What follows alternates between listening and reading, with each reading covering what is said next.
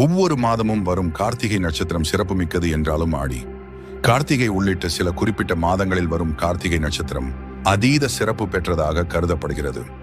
அப்படி ஆடி மாதத்தில் வரும் கார்த்திகை நட்சத்திரம் ஆடி கிருத்திகையாக பக்தர்களால் சிறப்பு மிக்கதாகவும் மிக முக்கியமான விரத நாளாகவும் கருதப்படுகிறது. வழக்கமாக மாதத்திற்கு ஒரு முறைதான் கார்த்திகை நட்சத்திரம் வரும். ஆனால் இந்த ஆண்டு மிகவும் விசேஷமாக ஆடி மாதத்தில் 2 கார்த்திகை நட்சத்திரங்கள் வருகின்றன. அதாவது ஆடி 4ஆம் தேதியான ஜூலை 20 மற்றும் ஆடி 31ஆம் தேதியான ஆகஸ்ட் 16 ஆகிய 2 நாட்களும் கார்த்திகை நட்சத்திரம் வருகிறது. இதனால் இரண்டில் எதை ஆடி கிருத்திகையாக எடுத்து கொண்டு விரதம் இருக்க வேண்டும் என்ற குழப்பம் பக்தர்களுக்கு ஏற்பட்டுள்ளது. ஆனால் இந்த 2 நாட்களுமே மிகவும் தவறவிடக்கூடாத சிறப்பு மிக்க நாட்களாகும்.